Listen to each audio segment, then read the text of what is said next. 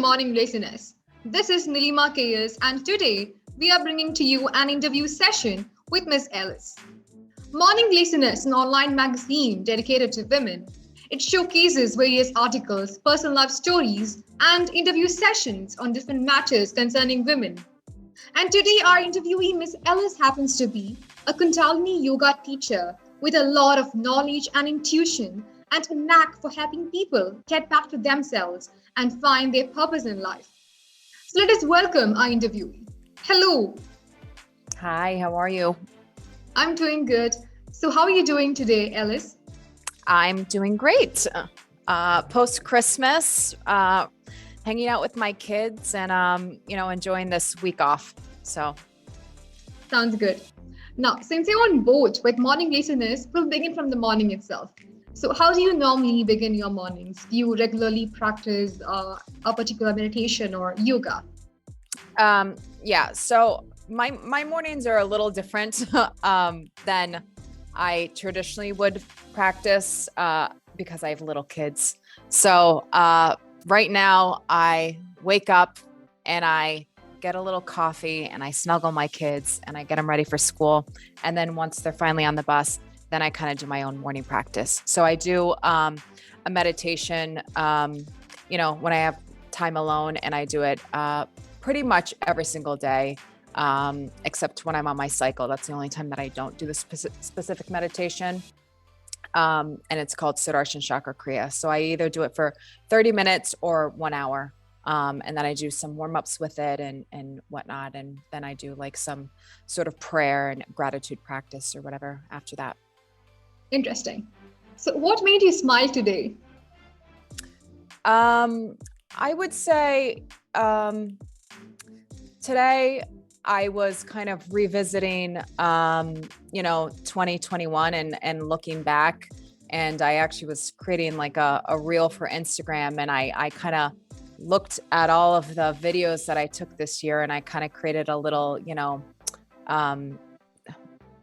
collage of them. And, it was nice to look at all the change that I've had this year, even with all the difficulties of COVID and everything that's happened. Like, I looked at these videos and I was like, wow, my life is so full. I have so much to be grateful for. So that definitely made me smile today. That sounds great. And it's true. I think many of us are posting all the pictures we took, all the memories we had this year of struggles and pandemic at social media respective web pages. Because by the end of the year, it's time to move on to another year. Though you seem like, it doesn't really feel like 1 year has got over with the pandemic and everything, but it has. So time flies faster, it seems. Yeah, for sure. So what did you have on your breakfast platter today? Today I had a smoothie. I usually have a smoothie every morning. I actually just had it, probably like 30 minutes ago or so. So I take my time. I don't purposely intermittent fast, but I kind of usually eat closer to like around 11 o'clock, just because I kind of work out and do all the stuff with my kids and, then do my own meditation. Then I kind of eat after that. So. That sounds great. Yeah. So now let us move on to some questions about your profession. So tell us something about Fabulously Spiritual. So Fabulously Spiritual, I came up with this name probably around 12 years ago. And I've been practicing Kundalini for around 15 years now. And, this name really came about because I'm not a crunchy granola yogi.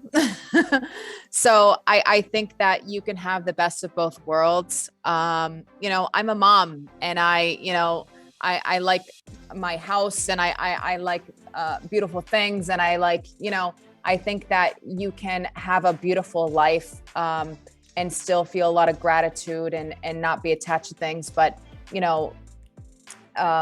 it's just a certain feeling that I have about my spirituality. So Fabulously Spiritual is pretty much a modern practice to Kundalini yoga is what and that's my approach to Kundalini yoga. So, I have some free meditations there, but I do one-on-one coaching. And then I also do, I have courses that I teach. So one of them is a manifesting course. And then the other one is a Radiance course. So, yeah.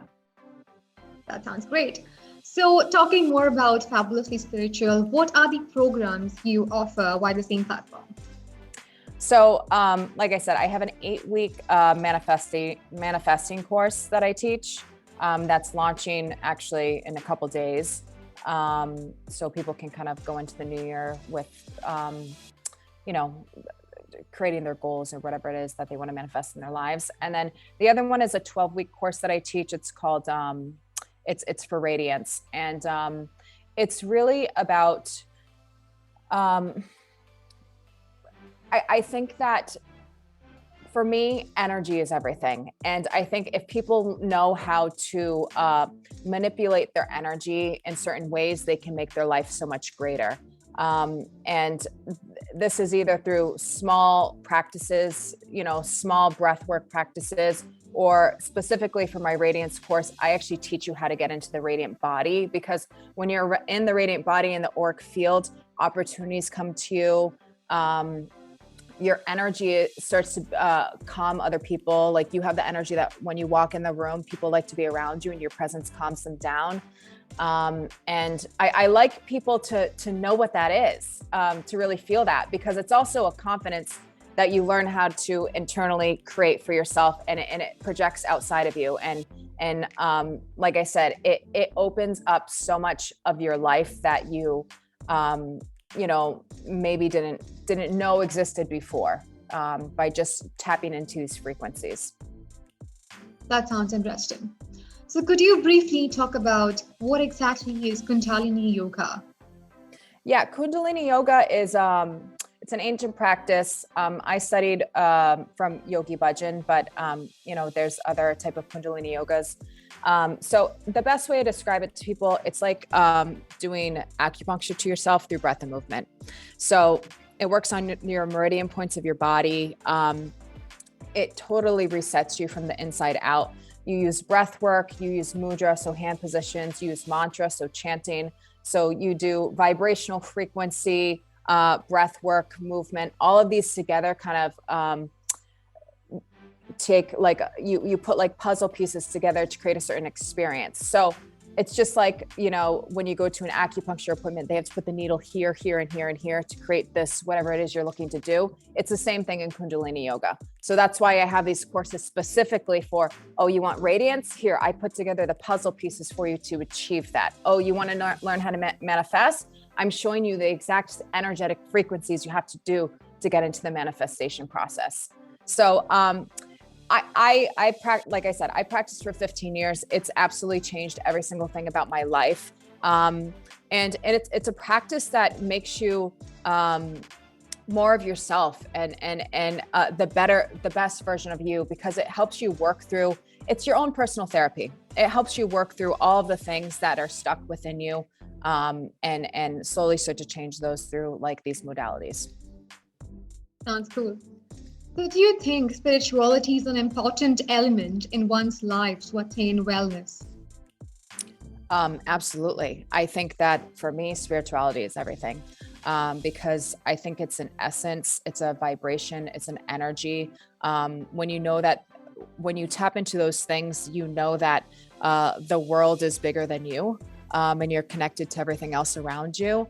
And to me, that's spirituality. It's knowing that your connection is not just you. It kind of is this web that goes out and everything is connected.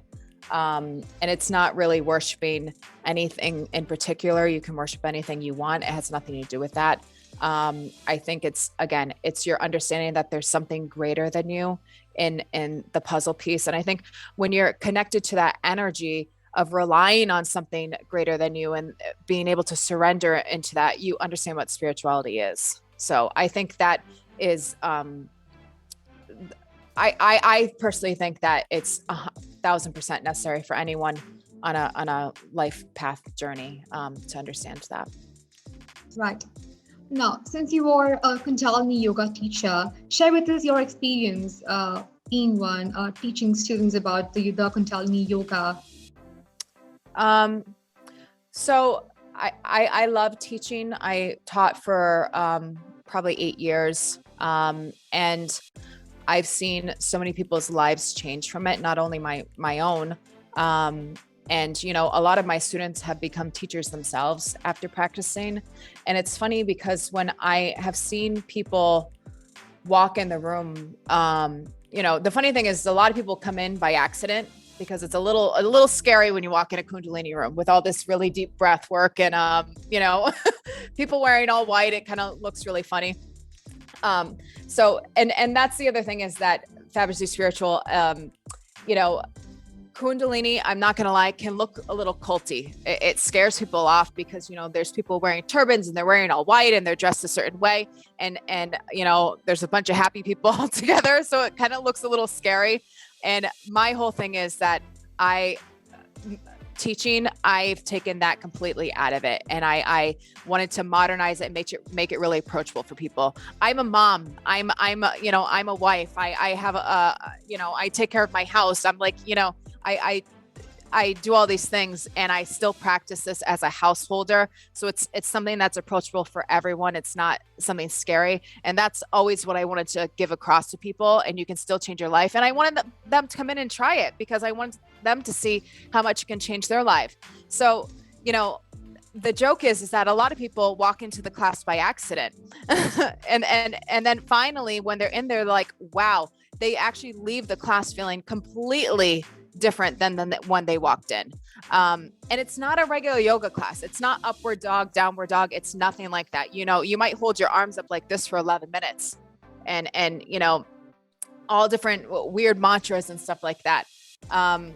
So the thing for me teaching is I've gotten so much out of it by seeing people transform themselves. And I can't even tell you how many people, that I've seen like literally transform their lives from this practice. So, that's my greatest gift as a teacher. So it seems you also got a chance to have a few accidental learners while continuing teaching Kundalini Yoga who had accidentally come to your class and they soon fell in love with your teaching, it seems. Mm-hmm. So what are the five tips to step into one's radiance? So I would say that there's a couple of things that I suggest for people to do. One is a cold shower, which is there's a specific way to do it. But I think that is a way that you can actually instantaneously become more radiant. Your skin brightens. It does so much. It has so many health benefits. It helps with your lymphatic system. It helps with all the systems of the body. It energizes you. And it can be quick too. So that's one thing. The second thing is dry brushing, which again is for your lymphatic system. So anything that moves the energies of the body. So rebounding, I think, is amazing for people to do, which is like the mini trampoline. If you even jump on that for like 5 minutes. And then obviously breath work. So there's so many just even simple 3-minute breath work practices that you can do that completely transform your energy. And you have to understand what happens inside happens outside. So if you're feeling like crap inside, your energy shows that, So to change your energy outside so you look more radiant, you have to change what's going on inside. So always tune in with yourself and bring yourself back to, how am I feeling and how can I transition this? So any breath work. And then there's certain breath work practices that you can do. So there's actually a Radiance 3-minute breath series that you can do, which is where you inhale your arms up, exhale down. It's fast in and out through your nose. And that cuts through your auric field. And that actually makes you more radiant. And then there's actually auric field Kriyas, which are a set of exercises to do something specific that, again, make you more radiant. So there's a lot of, again, get the body moving, breathe into it, and get all the energy flowing. So that was quite informative. In fact, it was indeed informative. So how would you like to regard your journey so far? So I think it's a lifetime journey. And I think that,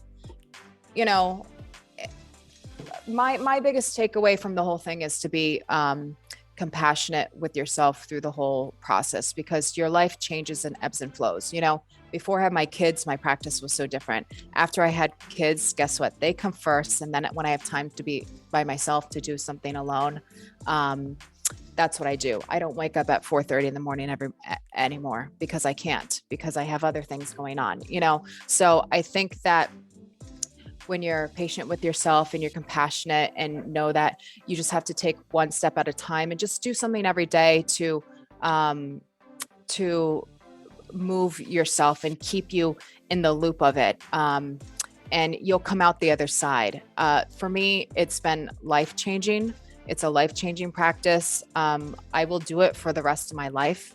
And I've seen so much change in myself, but I also know how much more change I can have, in my own journey when I have the time. Again, like, you have to be compassionate with yourself with whatever it is that you're going through in your life at the moment, and just go through the motions of it and be okay with that and not be rigid. I think that's the biggest thing, is that people become so rigid with practices. And I know, because I was there once, but when you kind of step away from that, and you can kind of just go with the flow with what's going on, it's a really beautiful practice, and it does so much for you. Right. So how do you manage work life with your family, especially during the pandemic? Yeah, it's been tough. So I have to find my own time by myself, and I have to prioritize myself, because I can only really say this if someone knows what it is to go on a spiritual journey, and it's not pretty usually. When you go deep within yourself and you do a lot of the healing work, you're not happy all the time. It's not like rainbows and butterflies. Like, you actually have to take a lot of time to integrate and be by yourself, and like you're deep within thought, and that's hard when you have a family, especially like little kids. So, I have to realize that sometimes I just have to pull back, and I can't really do the work right now, like as deep as I want to, and that's okay. But the other day I said to my husband, like, I just need this minute alone. I have 2 boys, and they're bouncing off the walls all day long. So it's not like peaceful in my house all the time, but what I do for myself is how the space that I create in my own home. So when I have the time to kind of step back and do that, then I can take a deep breath and, control the energy, because I believe that a woman's energy is the energy that controls the household, and it is the energy of the household. Yes, it's very true. Yeah. So, I have to ask for time. I have to get my time, even if it's 11 minutes by myself, just something every day to kind of just really reset, especially when we're home all day, like this week when we're on vacation, and like all the Christmas presents are everywhere, and everyone's driving around on hoverboards all over the place. Great. So lastly, what do you think this world needs the most? This world needs the most? Yeah. Compassion and awareness and intuition. I think that we are totally not aligned, and are going there's some people that are going deeper, and there's some people that are going very far away from their consciousness. And I think that we need practices to go deeper into our consciousness. And I think that time is speeding up, and energy is speeding up, and our minds are racing more than ever. So we need to find something that is going to bring us back and ground us again. And unfortunately, I think that, it's hard to bring everyone in to slow down to do the practices. So we're going to have to find alternative ways. So whether that's through plant medicine or whatever, something's going to have to shift to bring people back. So, yeah. Right. And it's true. Compassion, I think, is a very powerful value. Recently, I read this book entirely about compassion that many of us, forgot. Just forgot some way at some point in their life, just like that. And this author, she really went into deep about this value for compassion that we humans have been gifted with. So yeah, we should never neglect that, and we should be more compassionate with ourselves than being with others. But in now, Yeah. we are learning to be compassionate and kind to others, but often forget that we lack the same. Yeah. So on that beautiful message, we've come to the end of this interview session. Hope the audience loved it so much. And thank you so much for joining us today. Thank you so much for patiently answering all our queries. We really appreciate your time. Thank you. Thank you for having me.